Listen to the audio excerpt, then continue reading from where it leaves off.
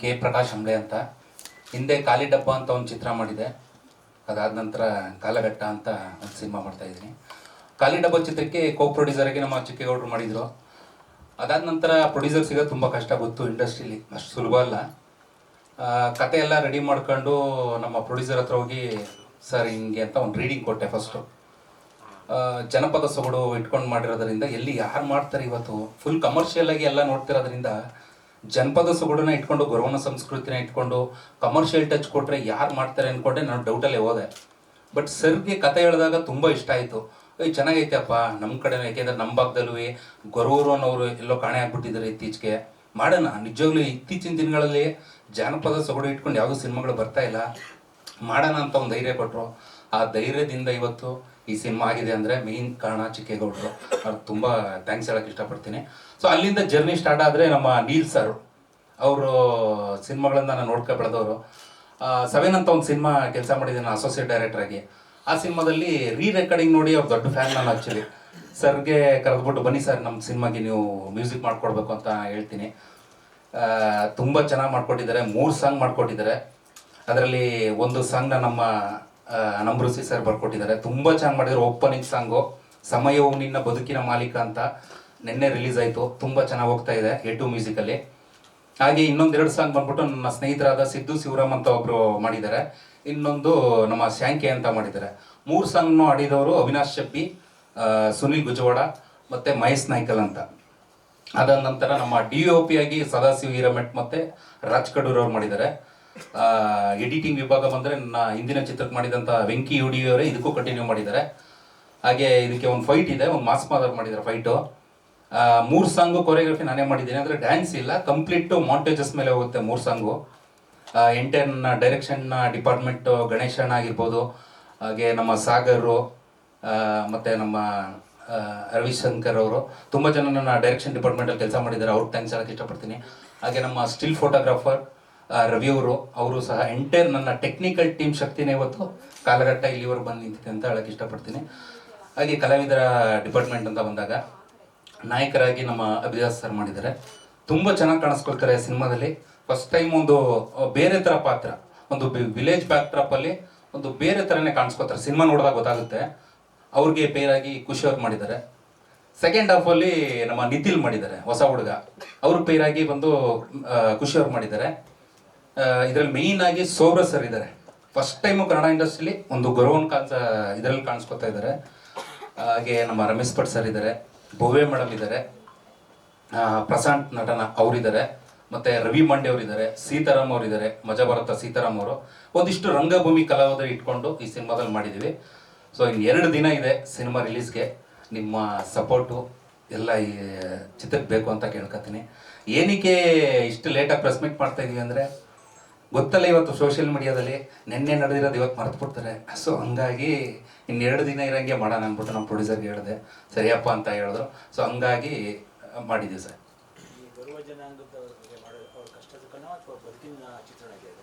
Sir ಅದು ಏನಿಗೆ ಅಂದರೆ ನಾನು ಇವಾಗ ಚಿಕ್ಕ ವಯಸ್ಸಲ್ಲೆಲ್ಲ ನೋಡ್ಕೊ ಬಂದಿರೋದ್ರಿಂದ ಗುರುವ್ರ ಬಗ್ಗೆ ತುಂಬ ಅವಾಗ ಎಲ್ಲ ಡೈಲಿ ಕಾಣಿಸ್ಕೊತಾ ಇದ್ರು ಸರ್. ಭಿಕ್ಷೆ ಬೇಡಕ್ಕೆ ಬರೋರು, ಗುರುವರು ಅಂದರೆ ಅದೇನೆ, ಒಂದು ಭಿಕ್ಷೆ ಬೇಡವರು ಬಂದು ಒಂದು ಆಶೀರ್ವಾದ ಮಾಡೋರು.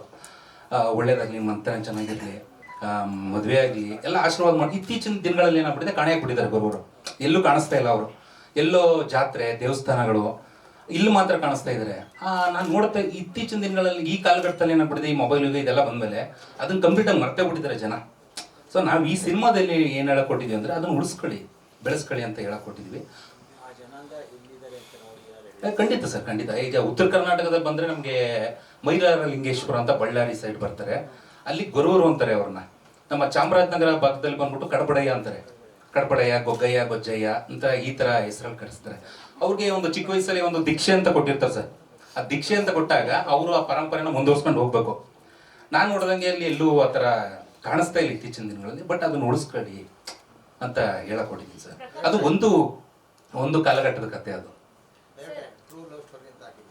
ಹಾಂ ಸರ್, ಟ್ರೂ ಲವ್ ಸ್ಟೋರಿ ಅಂದರೆ ನಾನು ನೋಡಿರೋದನ್ನ ಹಾಕಿದ್ದೀನಿ ಸರ್ ಅಷ್ಟೇ. ನನ್ನ ಸರ್ಕಲ್ಲು ಆ ಬಳಗ ಇರೋದನ್ನ ಇಟ್ಕೊಂಡು ಇಲ್ಲ ಇಲ್ಲ ಇಲ್ಲ ಸರ್, ಇಲ್ಲಿ ಸರ್ ಎರಡು ಕತೆ ಹೇಳಿದ್ದೀನಿ ಸರ್ ಇಲ್ಲಿ, ಅದಕ್ಕೂ ಇದಕ್ಕೂ ಸಂಬಂಧ ಇಲ್ಲ. ಒಂದು ಜರ್ನಿ ನಡೆಯುವಂಥ ಕತೆ ಇದು, ಎರಡು ಕತೆ ಓಪನ್ ಆಗುತ್ತೆ. ಸೊ ಆ ಥರ ಲವ್ ಸ್ಟೋರಿ ಏನಿಲ್ಲ. ಇಲ್ಲಿ ಗೊರವನ್ ಕಲ್ಚರೇ ಬೇರೆ.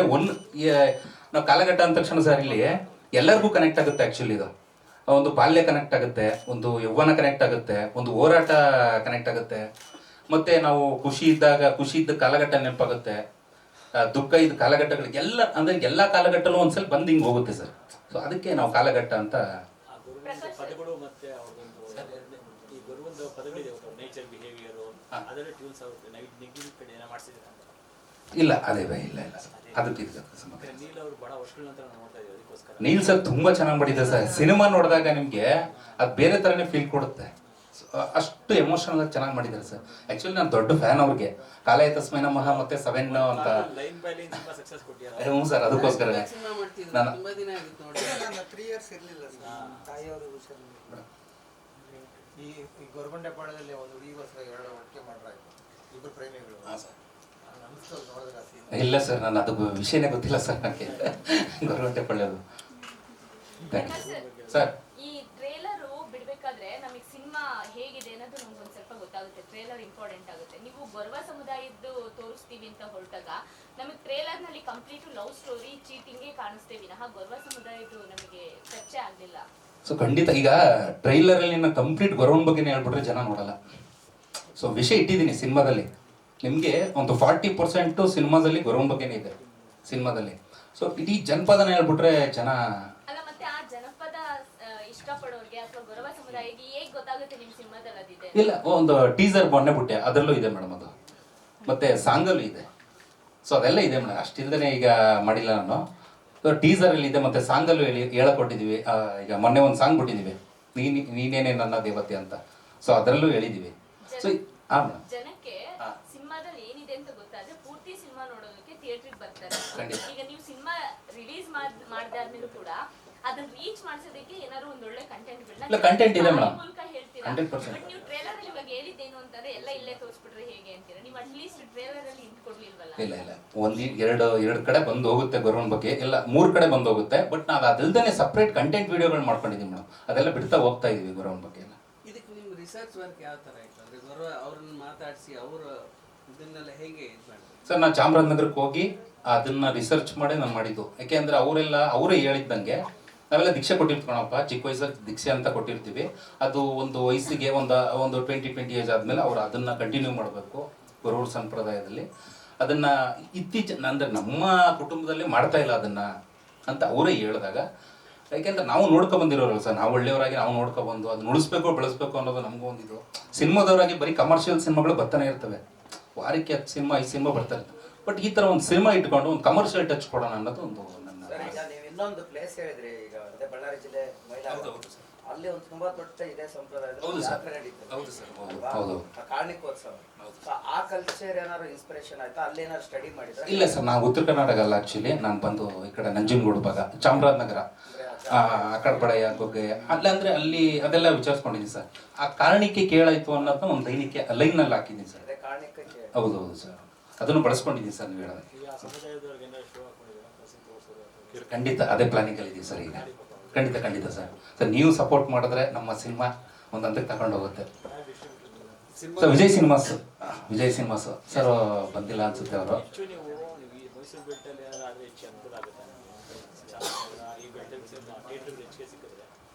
ಇಲ್ಲ, ಅವರು ಪಾಪ ವಿಜಯ್ ಸರ್ ತುಂಬಾ ನಮಗೆ ಸಪೋರ್ಟ್ ಮಾಡ್ತಾ ಇದ್ದಾರೆ ಸರ್. ಇಲ್ಲ ಖಂಡಿತ. ಆ್ಯಕ್ಚುಲಿ ವಿಜಯ್ ಸರ್ ನಾವು ಹೇಳಿದಷ್ಟು ಥಿಯೇಟ್ರ್ಗಳು ನಾವು ಎಲ್ಲೆಲ್ಲಿ ಕೇಳಿದ್ವಿ ಅಲ್ಲೇ ಕೊಟ್ಟಿದ್ದಾರೆ ಸರ್. ಆ ವಿಷಯದಲ್ಲಿ ತುಂಬ ಥ್ಯಾಂಕ್ಸ್ ಹೇಳೋದು sir Vijay sir. Sir theatre ಬಂದು 60 ಥಿಯೇಟ್ರು. ಹೌದು ಸರ್, ಹೌದು. ಖಂಡಿತ ಸರ್, ಹೌದು ಸರ್. Thank you sir.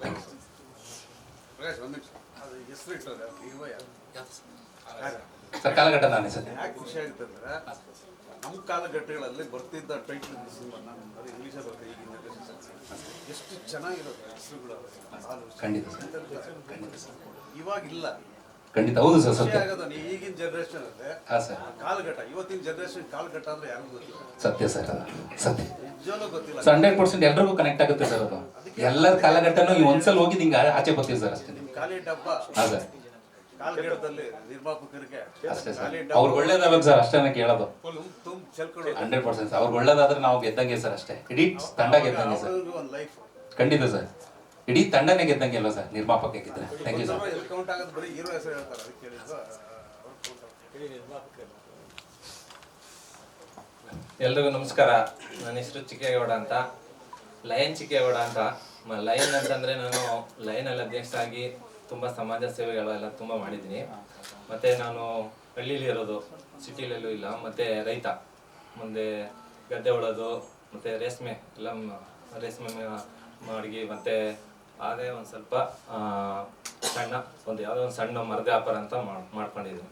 ಆ ಮರದ ವ್ಯಾಪಾರದಿಂದ ನಾನು ಒಂದು ಸ್ವಲ್ಪ ಟ್ಯಾಕ್ಟರ್ ತೊಗೊಳಕ್ಕೆ ಹೋದೆ. ಟ್ಯಾಕ್ಟರ್ ತೊಗೊಳಕ್ಕೆ ಹೋದಾಗ ಒಬ್ಬರು ನಮ್ಮ ಫ್ರೆಂಡ್ ಹಿಂಗೆ ಖಾಲಿ ಡಬ್ಬ ಫಿಲಮ್ ಮಾಡ್ತಿದ್ದಾರೆ, ಸಪೋರ್ಟ್ ಮಾಡಿ ಅಂದ್ಬಿಟ್ಟಿದೆ. ಈ ಫಿಲಮ್ ಲ್ಯಾಂಡಿಗೆ ನಾನು ಹೆಂಗೆ ಬಂದೆ ಅಂತ ಹೇಳ್ತಾ ಇರೋದು. ಸಪೋರ್ಟ್ ಮಾಡಿ ಅವ್ರಿಗಿಂತ ಕರ್ಕೊಂಡೋದ್ರು.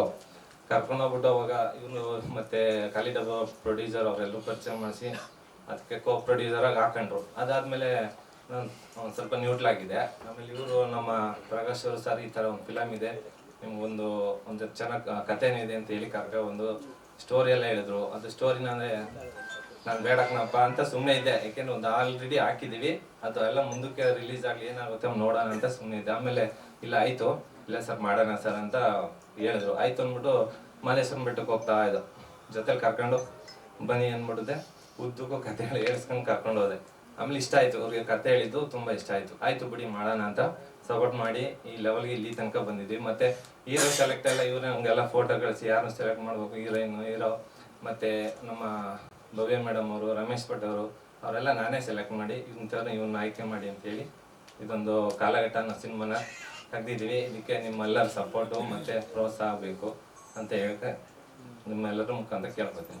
ನಾನು ಇದೇ ಫಸ್ಟು ಮುಂದೆಗಡೆ ಕೂತ್ಕೊಂಡು ಮಾತಾಡ್ತಾ ಇದ್ದು ಸ್ವಲ್ಪ ನಾವಸಕ್ತಿ ಬೇಜಾರು ಮಾಡ್ತೀವಿ. ಚೆನ್ನಾಗಿ ಮಾತಾಡಿದ್ರೆ ನೂಟ್ಲಾದವ್ರು ಯಾಕಿದ್ರು ಗೇರ್ ಹಾಕೊಂಡು ಮುಂದೆ ಬಂದಿದ್ದೀರಾ ಅಂದ್ರೆ ಇವಾಗ ಆಲ್ರೆಡಿ ಒಂದರಲ್ಲಿ ಮಾಡಿದೀವಲ್ವಾ, ಮುಂದೆ ಇದ್ರಲ್ಲಿ ಫೇಲ್ಯೂರ್ ಆದ್ರೆ ಮುಂದೆ ಫಿಲಮ್ ಅದು ಸಕ್ಸಸ್ ಆಗುತ್ತೆ ಅನ್ನೋ ಒಂದು ಇದರಿಂದ ನಂಬಿಕೆಯಿಂದ ಮತ್ತೆ ಸಿನಿಮಾಗಳು ನೋಡ್ತಿರ್ತೀರಾ ನೀವು? ನೋಡ್ತಾ ಇರ್ತೀನಿ ಸರ್. ಮೊದಲನೇ ಸಿನಿಮಾ ರಿಲೀಸ್ ಆಯ್ತಾ? ಆಯ್ತು ಸರ್, ರಿಲೀಸ್ ಆಗ್ತಾ ಇದೆ. ಆಯ್ತು. ಇಲ್ಲ ಸರ್, ಏನು ಸಕ್ಸಸ್ ಆಗಿಲ್ಲ ಅದು. ಯಾವ ಊರು ಸರ್? ನಮ್ದು ಮಳವಳ್ಳಿ ಪಕ್ಕ ತಳಗಾವದಿ ಅಂತ ಊರು ಅದೇನು ಬಿಸ್ನೆಸ್?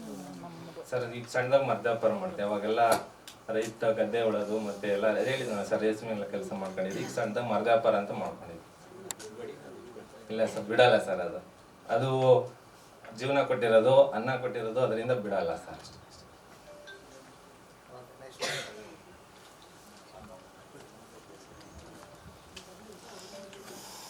ಎಲ್ರಿಗೂ ನಮಸ್ತೆ. ಈ ವರ್ಷ 2ನೇ ಬಾರಿ ಸಿಗ್ತಾ ಇದ್ದೀವಿ ಲ್ಯಾಂಡ್ ಲಾರ್ಡ್ ಆದಮೇಲೆ. ಸೊ ವರ್ಷನೂ ಸಿಗ್ತಾ ಇದ್ದೀವಿ. ನೀವು ಸಿಗ್ತಾ ಇದ್ರೆ ನಮಗೆ ಜಾಸ್ತಿ ಸಿನಿಮಾ ನಡೀತಾ ಇರುತ್ತೆ ಅಂತ. ಸೊ ಕಾಲಘಟ್ಟ ಈ ಒಂದು ಸಿನಿಮಾದಲ್ಲಿ ನಾನು ಹೀರೋ ಆಗಿ ನಟನೆ ಮಾಡಿದ್ದೀನಿ. ಆ್ಯಂಡ್ ಪಾತ್ರ ತುಂಬ ಡಿಫ್ರೆಂಟ್ ಆಗಿತ್ತು. ಪ್ರಕಾಶ್ ಸರ್ ಹೇಳಿದಾಗ ಒಂದು ಟೈಮ್ ಲೈನಲ್ಲಿ ನಡೆಯುತ್ತೆ. 1995 ಹಾಗೆ 2025 2 ಕತೆ ನಡೀತಾ ಇರುತ್ತೆ. ಸೊ ನಂದು 90s ಬರುತ್ತೆ. ಸೊ ಈ ಒಂದು ಪಾತ್ರ ಮಾಡಬೇಕಾದ್ರೆ ಹೇಳಿದರು ಮುಂಚೆ, ಗುರುವರು ಹೆಂಗೆ ಡ್ಯಾನ್ಸ್ ಮಾಡ್ತಾರೆ, ಅವ್ರ ಬಾಡಿ ಲ್ಯಾಂಗ್ವೇಜ್ ಹೆಂಗಿರುತ್ತೆ, ಆ ವೇಷ ನಾನು ಹಾಕೊಳ್ಳುವಂಥ ಒಂದು ಪರಿಸ್ಥಿತಿ ಬರುತ್ತೆ. ಆ್ಯಂಡ್ ನಾನು ಯಾವತ್ತೂ ಈ ಥರ ಒಂದು ಕ್ಯಾರೆಕ್ಟರ್ ಮಾಡಿರಲಿಲ್ಲ. ಆ್ಯಂಡ್ ಇವ್ರು ಹೇಳಿದ್ದು ರೆಫರೆನ್ಸು ಹೆಂಗಿರುತ್ತೆ, ಹಳ್ಳಿ ಹುಡುಗನ ಥರ ಕ್ಯಾರೆಕ್ಟ್ರು, ಕಿರಾತಕಲ್ಲಿ ಯಶ್ ಅವ್ರು ಮಾಡಿದಾರಲ್ಲ ಆ ಥರ ಒಂದು ರೆಫರೆನ್ಸ್ ಅಂತ ಹೇಳಿದರು. ಸೊ ತುಂಬ ಚೆನ್ನಾಗಿ ಬಂತು. ನಾನು ಒಂದು ಹಳ್ಳಿ ಹುಡುಗನ ಕ್ಯಾರೆಕ್ಟರ್ ಯಾವತ್ತೂ ಮಾಡಿರಲಿಲ್ಲ. ಆ್ಯಂಡ್ ತುಂಬ ಚೆನ್ನಾಗಿ ಮಾಡಿದೆ ಅಂತ ಅಂದ್ಕೊಳ್ತೀನಿ. ಆ್ಯಂಡ್ ಪ್ರೊಡ್ಯೂಸರ್ ಸರ್, ನೀವು ರೈತರಾಗಿ ಒಂದು ಸಿನಿಮಾ ಮೇಲೆ ಆಸಕ್ತಿ ಬಂದಿರೋದು ನಿಜವಾಗ್ಲೂ ಥ್ಯಾಂಕ್ ಯು. ನಿಮ್ಮಂಥವ್ರು ತುಂಬ ಜನ ಬೇಕು. ಆ್ಯಂಡ್ ಈ ಒಂದು ಟೈಮಲ್ಲಿ ಲೈಕ್ ಒಂದು ಸಿನಿಮಾ ಮೇಲೆ ಇನ್ವೆಸ್ಟ್ ಮಾಡ್ತೀನಿ ಅಂತ ಬಂದಿರೋರು ಲೈಕ್ ನಿಜವಾಗ್ಲೂ ಒಳ್ಳೇದಾಗಲಿ ಸರ್. ಆ್ಯಂಡ್ ಈ ಒಂದು ಸಿನಿಮಾಗೂ ಒಳ್ಳೇದಾಗಲಿ. 19 ತಾರೀಕು ರಿಲೀಸ್ ಆಗ್ತಾ ಇದೆ. ಎಲ್ಲರೂ ಥಿಯೇಟ್ರಲ್ಲಿ ಬಂದು ನೋಡೋಣ. Thank you. ಅದೇ ಒಂದು ಹಳ್ಳಿ ಹುಡುಗನ ಕ್ಯಾರೆಕ್ಟ್ರು. ಸರ್ ಹೇಳ್ದಂಗೆ ಒಂದು ಗುರುವರ ಒಂದು ಮನೆತನದಿಂದ ಬಂದಿರೋ ಹುಡುಗ. ನಮ್ಮ ಅಪ್ಪನೂ ಒಬ್ಬರು ಗುರುವರಾಗಿರ್ತಾರೆ. ನಾನೊಂದು ಕ್ಯಾರಿ ಮಾಡಬೇಕು ಅದೊಂದು ಲೆಗಸಿನ ಅಂತ ಅಂದ್ಬಿಟ್ಟು ಆ ಒಂದು ಕ್ಯಾರೆಕ್ಟ್ರು ಹಳ್ಳಿಲಿ ಒಂದು ಚೆನ್ನಾಗಿರೋ ಕ್ಯಾರೆಕ್ಟ್ರು, ತುಂಬ ಚೆನ್ನಾಗಿ ಇನ್ನೋಸೆಂಟ್ ಕ್ಯಾರೆಕ್ಟರ್ ಸರ್. ಹೌದು, ಹಾಕಿದ್ದೀನಿ. ಸೊ ನಿಮ್ಮ ಪಾತ್ರ ಆ ಜನಾಂಗಕ್ಕೆ ಹೊಸದಾಗಿ ಕಾಣುತ್ತಾ ಹೇಗೆ? ಹೌದು, ಆ ಒಂದು ವೇಷ ಎಲ್ಲ ಹಾಕೊಂಡಾದ್ಮೇಲೆ ಚೆನ್ನಾಗಿ ಬಂತು ಅದು. ಆ್ಯಂಡ್ ಆ ಒಂದು ಲೈಕ್ ಚಾಮರಾಜನಗರಕ್ಕೆ ಹೋಗಿ ಆ ಗುರುಗುರುದು ಡ್ಯಾನ್ಸ್ ಹೇಗಿದೆ ಅದನ್ನೆಲ್ಲ ವೀಡಿಯೋಸ್ ಎಲ್ಲ ನೋಡಿ ರಿಯಲ್ ಆಗೂ ನೋಡಿ ಒಂದು ಇವರೇ ಹೇಳಿದ್ರು, ಹೋಗಿ ಕಲ್ತ್ಕೊಂಡಿದ್ದಾಯಿತು. ಸೊ ಚಿಕ್ಕ ಪುಟ್ಟ ಪ್ರಿಪ್ರೇಷನ್ಸ್ ಇತ್ತು ಅದನ್ನು ಮಾಡೋಕ್ಕೆ. ಅಲ್ಲಿನ ಸೊಗಡು ಭಾಷೆ ಸ್ವಲ್ಪ ಆಕ್ಸೆಂಟ್ ಚೇಂಜ್ ಇರುತ್ತಲ್ಲ, ಅದೇನ ಕ್ಯಾರಿ ಮಾಡಿಲ್ಲ? ಇಲ್ಲ ಅಷ್ಟೊಂದೇನಿಲ್ಲ. ಬಟ್ ಹಳ್ಳಿ ಇದಂದ್ರೆ ನಾನು ಮೈಸೂರು ಹುಡುಗ ಅಲ್ವಾ, ಸೊ ಮೈಸೂರು ಮಂಡ್ಯ ಲ್ಯಾಂಗ್ವೇಜ್ ಅದೇ ಟೋನಲ್ಲಿ ಬರುತ್ತೆ.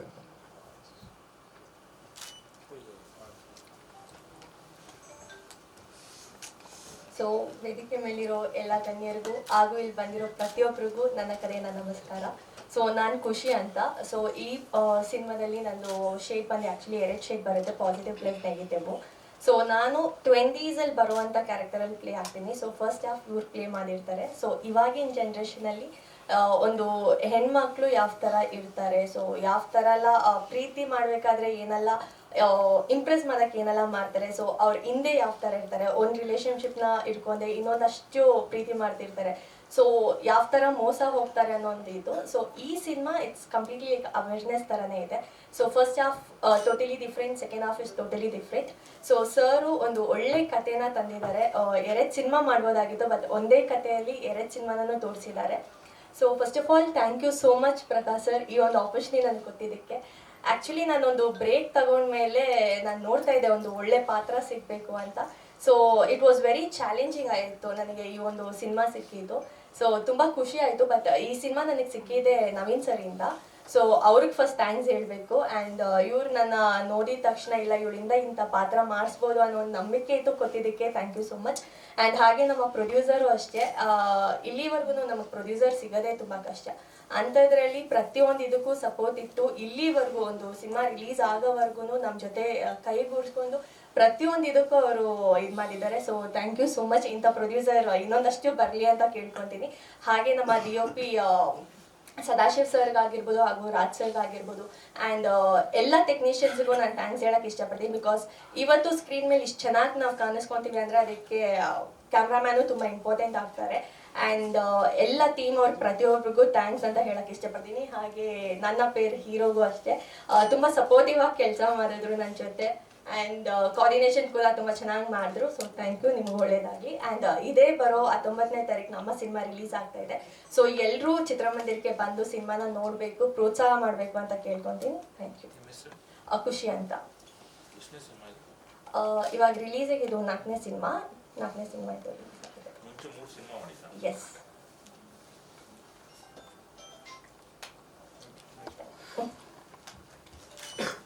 ಹಾಯ್, ಎಲ್ರಿಗೂ ನಮಸ್ಕಾರ. ನನ್ನ ಹೆಸರು ನಿಖಿಲ್ ಅಂತ.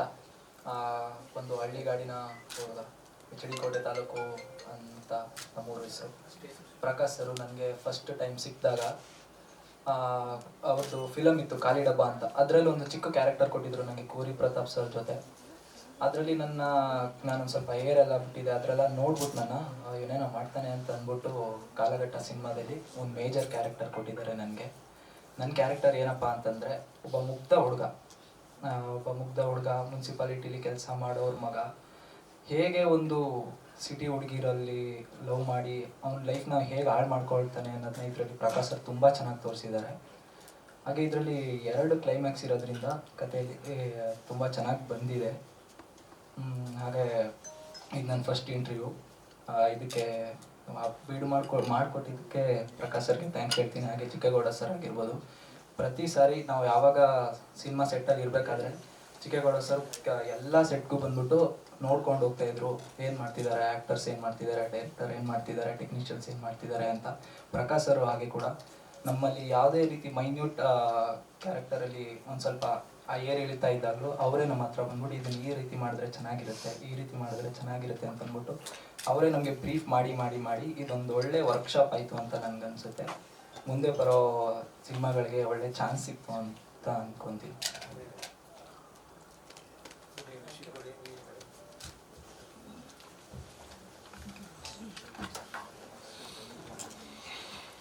ಎಲ್ರಿಗೂ ನಮಸ್ಕಾರ. AR ನೀಲ್ ಅಂತ ನನ್ನ ಹೆಸರು.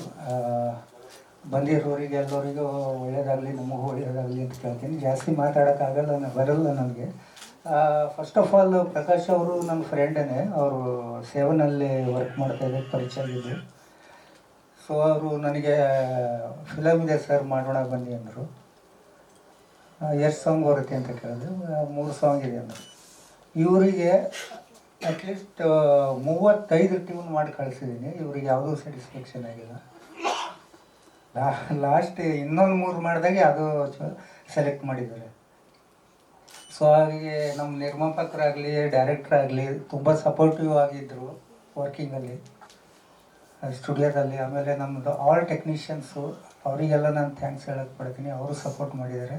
ಆಮೇಲೆ ಸಾಹಿತ್ಯದಲ್ಲಿ ರಿಷಿ ಸರ್ ಜೊತೆಯಲ್ಲಿ ನಂದಿದು 2ನೇ ವರ್ಕ್ ಇದು. ಈಗ ಲಾಸ್ಟ್ ಇನ್ನೊಂದು ರಿಲೀಸಿಗಿದೆ, ಅದಕ್ಕೊಂದು ಸಾಂಗ್ ಬರೆದಿದ್ದಾರೆ, ಇದರಲ್ಲೂ ಬರೆದಿದ್ದಾರೆ.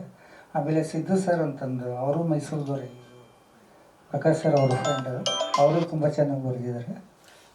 ಆಮೇಲೆ ಇನ್ನೊಬ್ಬರು ಯಾದಗಿರಿದವರು ಸಿಂಗರು. ಆಮೇಲೆ ನಮ್ಮ ಅವಿನಾಶ್ ಶಬ್ಬಿ, ಮಹೇಶ್ ಅಂತ ತುಂಬ ಚೆನ್ನಾಗಿ ಹಾಡ ಹಾಡಿದ್ದಾರೆ. ಮತ್ತು ಬ್ಯಾಕ್ಗ್ರೌಂಡ್ ಸ್ಕೋರ್ ತುಂಬ ಚೆನ್ನಾಗಿ ಬಂದಿದೆ ಸರ್ ಅದರಲ್ಲಿ. ಹಾಂ 3 ಸಾಂಗು ಮತ್ತು ಬ್ಯಾಕ್ಗ್ರೌಂಡ್ ಸ್ಕೋರ್ ಇಲ್ಲ, ಬಿಡಿಸಿಲ್ಲ. ಒಂದು ಭವ್ಯ ಮೇಡಮ್ ಅವರು ಬರೋದೊಂದು ಸೀನ್ ಇದೆ, ಒಂದು ರನ್ ಮಾಡಿಕೊಂಡು ಅದರಲ್ಲಿ ಒಂದು ಚಿಕ್ಕದು 2 ಲೈನ್ ಹಾಡಿದ್ದೀನಿ ಅಷ್ಟೇ. ನಾನು ಎಲ್ಲ ಮೂವಿ ಸಾಂಗು ಮತ್ತು ರೆಕಾರ್ಡಿಂಗ್ 2 ಮಾಡೋದು ಸರ್. ನಾನು ಸಾಂಗ್ ಮಾತ್ರ ಮಾಡಲ್ಲ ನಾನು. ಇಲ್ಲ, ನಾನು ಒಪ್ಕೊಂಡ್ರೆ 2 ವರ್ಕ್. ಯಾಕಂದ್ರೆ ನಾನು ಸುಮಾರು ಕಡೆ ಅಸಿಸ್ಟೆಂಟ್ ಮಾಡೀನಿ, ಚೆನ್ನೈ, ಮುಂಬೈ.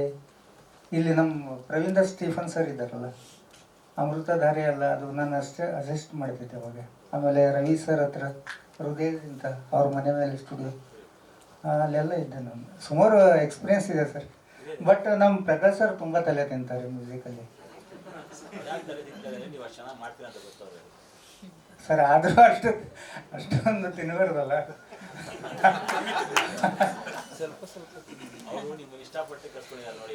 ಅಲ್ಲ, ಅವ್ರಿಗೆ ನಾನು ಥ್ಯಾಂಕ್ಸ್ ಹೇಳಕ್ಕೆ ಪಡ್ತೀನಿ. ಮ್ಯೂಸಿಕಲಲ್ಲಿ ಯಾರು ಕಾಂಪ್ರಾಗಿಲ್ಲ ಸರ್. ಆಮೇಲೆ ಈಗ ನಂದು ಮ್ಯೂಸಿಕಲ್ ಟೀಮ್ ಎಲ್ಲ ಮ್ಯೂಸಿಷಿಯನ್ಸು, ಸಿಂಗರ್ಸ್ ಆಗ್ಬೋದು, ಸುಮಾರು ಜನ ಎಲ್ಲರೂ ಸಪೋರ್ಟಿವ್ ಆಗಿದ್ದಾರೆ. ನೀವಂತೂ ತುಂಬ ವರ್ಷದಿಂದ ನೋಡ್ತಾ ಇದ್ದೀರ. ಸುಮಾರು ಮೂವಿ ಮಾಡಿದ್ದೀವಿ. ಇವರು ಹೆಂಗೆ ಸಾಹಿತ್ಯ ಸರ್, ಇವರು ಲಾಸ್ಟ್ ಟೈಮ್ ಒಂದು ಮೂವಿಯಲ್ಲಿ ಬರೆದಿದ್ದಾರೆ, ಅದು ನೆಕ್ಸ್ಟ್ ಮಂತ್ ಏನೋ ರಿಲೀಸ್ ಇದೆ. ಹಾಫ್ ಆನ್ ಅವರಲ್ಲೇ ಟೇಬಲ್ ಮೇಲೆ ಕೂತ್ಕೊಂಡು ಬರೆದ್ಬಿಟ್ರು.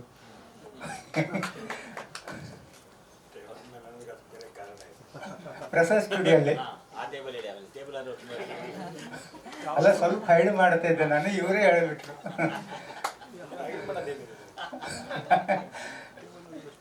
ಸೊ ತುಂಬ ಚೆನ್ನಾಗಿ ಬಂದಿದೆ ಸರ್ ಫಿಲಮ್. ರಿಲೀಸ್ ಇದೆ 19ಕ್ಕೆ. ನಿಮ್ಮ ಸಪೋರ್ಟ್ ಇರಲಿ, ನಾವು ಇನ್ನೂ ಬೆಳೆಯೋರು, ಕಷ್ಟಪಡ್ತಾ ಇದ್ದೀವಿ. ನಿಮ್ಗೆಲ್ಲರಿಗೂ ಸಪೋರ್ಟ್ ಇರಲಿ. ಆಮೇಲೆ ನಮ್ದು ಹೋಲ್ ಟೀಮಿಗೆ ಆಲ್ ದಿ ಬೆಸ್ಟ್. ನಿಮಗೆಲ್ಲ ಒಳ್ಳೇದಾಗಲಿ, ನಮಗೂ ಒಳ್ಳೇದಾಗಲಿ. Thank you sir.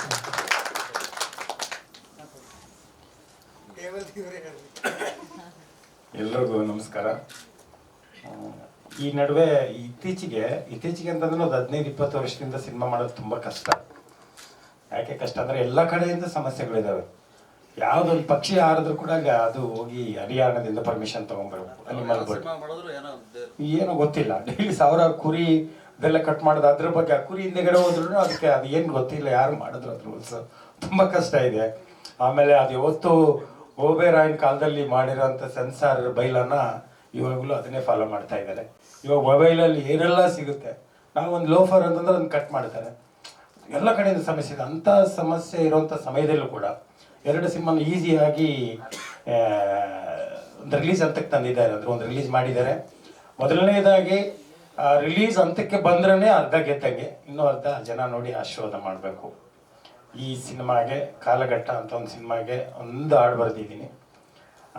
ಅದು ಸ್ಟೋರಿ ತುಂಬ ಚೆನ್ನಾಗಿದೆ. ಕಾಲಘಟ್ಟದ ಬಗ್ಗೆ ಬರೀಬೇಕು ಅಂತ ಹೇಳಿದ್ರು. ಒಂದು ಅದೇ ಸಮಯವು ನಿನ್ನ ಬದುಕಿನ ಮಾಲೀಕ, ಕಾಲಕ್ಕೆ ಗೌರವ ಕೊಡಬೇಕು ಜನಕ ಅಂತ. ಸಮಯ ತುಂಬ important. Once time lost cannot be regained ಅಂತ. ಜೀವನದಲ್ಲಿ 1 ನಿಮಿಷ ಕಳ್ಕೊಂಡ್ಮೇಲೆ ಅದೆಷ್ಟು 1000 ಕೋಟಿ ಕೊಟ್ಟರು ಸಿಗಲ್ಲ. ಸಮಯ ತುಂಬ ಇಂಪಾರ್ಟೆಂಟ್ ಅನ್ನೋದು ಒಂದು ಸಂದೇಶ ಇರುವಂಥ ಒಂದು ಹಾಡು ಬರೆದಿದ್ದೀನಿ. ಆಮೇಲೆ ಪ್ರಕಾಶ್ ಅವರು ತುಂಬ ಪ್ರತಿಭಾವಂತ ನಿರ್ದೇಶಕರು ಅವರು. ತುಂಬ ಕಷ್ಟ. ನಾವು ಒಂದು ಸಿನಿಮಾ ಮಾಡಿ ಓದಾಡ್ತಾ ಇದ್ದೀವಿ ರಿಲೀಸ್ ಮಾಡೋದಕ್ಕೆ. ಅದು ತುಂಬ ಈಸಿಯಾಗಿ ಮಾಡಿದ್ದಾರೆ ಅಂದರೆ ಅದೊಂದು ಎಕ್ಸಿಕ್ಯೂಷನ್ ಎಲ್ಲ ಚೆನ್ನಾಗಿದೆ. ನಿರ್ಮಾಪಕರು ಮತ್ತು ಒಳ್ಳೆ ನಿರ್ಮಾಪಕರು. ನಂತರ ಕಲಾವಿದರೆಲ್ಲ ತುಂಬ ಚೆನ್ನಾಗಿ ಮಾಡಿದ್ದಾರೆ. ಯಾರು ಹೊಸಬರು ಅನ್ಸಲ್ಲ, ಕೆಲವರು ಹೊಸಬರು ಇದ್ದಾರೆ, ಪ್ಲಸ್ ನುರಿತ ಕಲಾವಿದರು ಕೂಡ ಇದ್ದಾರೆ. ಎಲ್ಲರೂ ತುಂಬ ಚೆನ್ನಾಗಿ ಮಾಡಿದ್ದಾರೆ. ಆಮೇಲೆ ನಮ್ಮ ಮ್ಯೂಸಿಕ್ ಡೈರೆಕ್ಟರ್ ಬಗ್ಗೆ ಹೇಳ್ಬೇಕು. ಇವರು ತುಂಬಾ ಟ್ಯಾಲೆಂಟೆಡ್ ಮ್ಯೂಸಿಕ್ ಡೈರೆಕ್ಟ್ರು.